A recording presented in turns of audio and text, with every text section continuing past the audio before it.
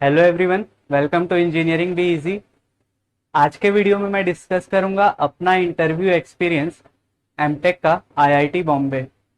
IIT Bombay research assistantship, इसका well lab का interview experience मैं आपके साथ शेयर करूंगा आज के वीडियो में। टोटल 3 क्वेश्चंस पूछे गए थे उस इंटरव्यू में। वन बाय वन देखते हैं कि क्या थे वो क्वेश्चंस और उसका सॉल्यूशन क्या है।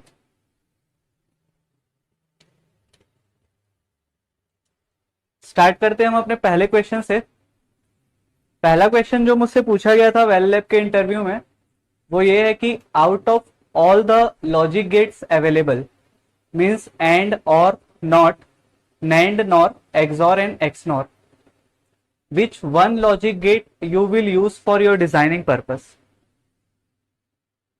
तो इस क्वेश्चन को सुन के पहली चीज माइंड में जो आती है वो ये है कि दोनों यूनिवर्सल गेट्स नैंड और नॉर दोनों में से कोई एक यूज किया जा सकता है, क्योंकि यूनिवर्सल गेट की हेल्प से कितना भी कॉम्प्लेक्स फंक्शन हो उसको इंप्लीमेंट किया जा सकता है।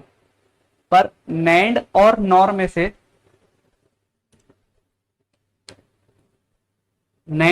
में से उन्होंने कंडीशन दी थी कि कोई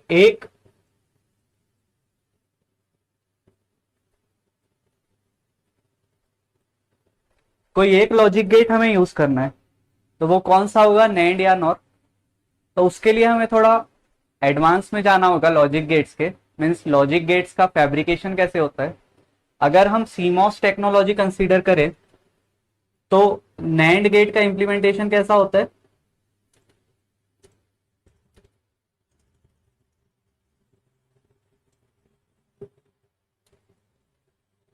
एक 2 इनपुट नैंड गेट हमें अगर डिजाइन करना है सीमॉस टेक्नोलॉजी से,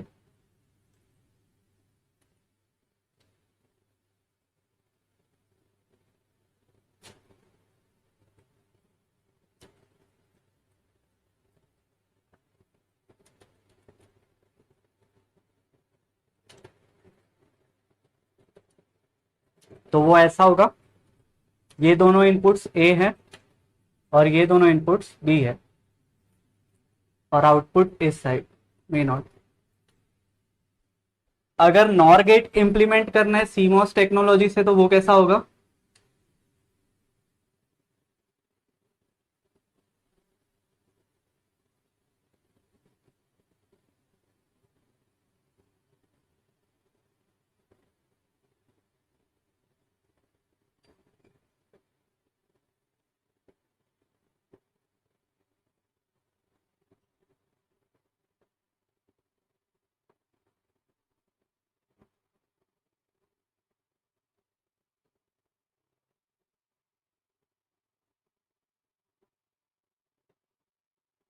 ये दोनों इनपुट्स ए हैं और ये दोनों इनपुट्स बी है, ये आउटपुट वी नॉट। ये इंप्लीमेंटेशन है नैंड का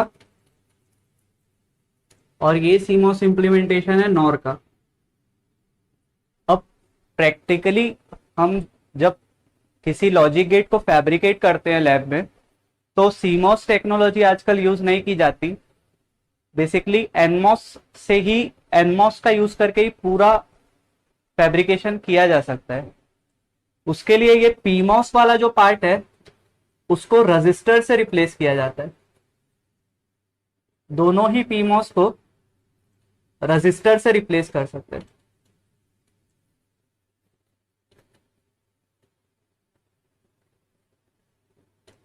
इस रजिस्टर का फैब्रिकेशन भी एनमॉस की हेल्प से ही होता है, बट वो अभी हमारे डिस्कशन का पार्ट नहीं है। तो हम सिंपली बोल सकते हैं कि अगर नैंड गेट को एनमॉस टेक्नोलॉजी से फैब्रिकेट करना है तो पीमॉस वाले पार्ट को रजिस्टर से रिप्लेस कर सकते हैं। सपोज दोनों सेम टाइप के पीमॉस थे तो दोनों की वैल्यू आर है, और इधर नॉर गेट में भी पीमॉस वाले पार्ट को रजिस्टर से रिप्लेस कर सकते।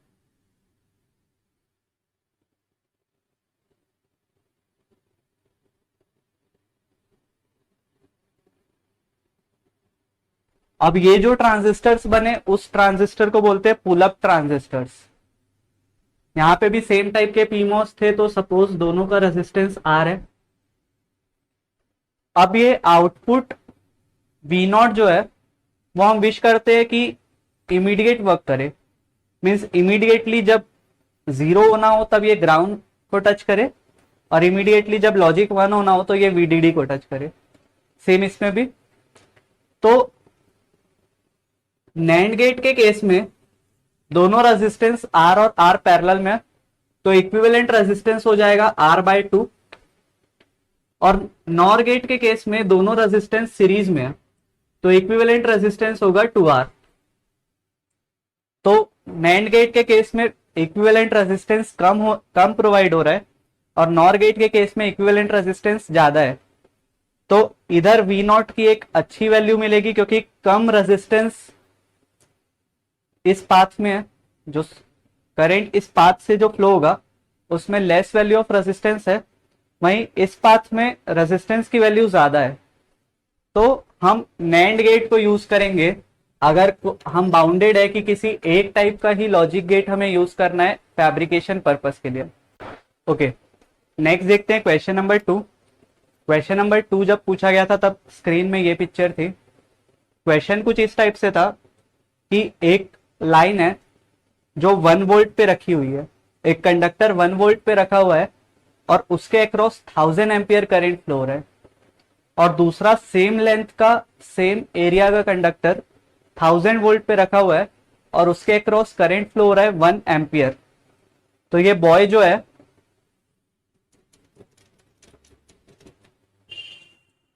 वो कौन से कंडक्टर को अगर टच करेगा तो वो लीस्ट रिस्क पे रहेगा, मीन्स दोनों में से कौन सा कंडक्टर लीस्ट रिस्क प्रोवाइड कर रहा है इस बॉय को। तो अगर कंडक्टर 1 को देखे तो इसका रेजिस्टेंस क्या होगा, V/I, मीन्स 1/1000 ओम्स। और कंडक्टर 2 का रेजिस्टेंस क्या होगा, V/I, मीन्स 1000/1 ओम, मीन्स 1000 ओम्स।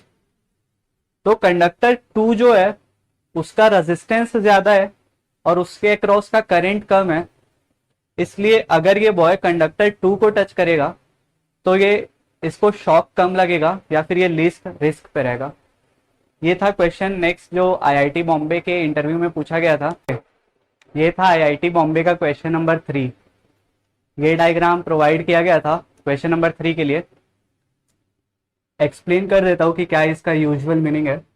2 लाइंस है, एक 1000 वोल्ट पे रखी हुई है और एक ग्राउंडेड है।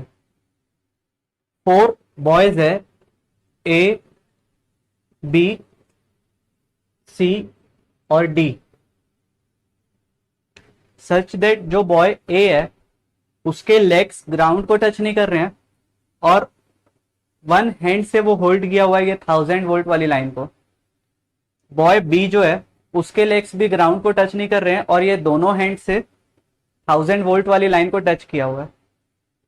बॉय C जो है उसके लेग्स ग्राउंड को टच कर रहे हैं और ये एक हाथ से 1000 वोल्ट वाली लाइन को टच किया हुआ है, और बॉय D जो है उसके भी दोनों लेग्स ग्राउंड को टच कर रहे हैं और वो दोनों हैंड से 1000 वोल्ट वाली लाइन को टच किया हुआ है। तो इन चारों में से कौन सा बॉय लीस्ट रिस्क पे है,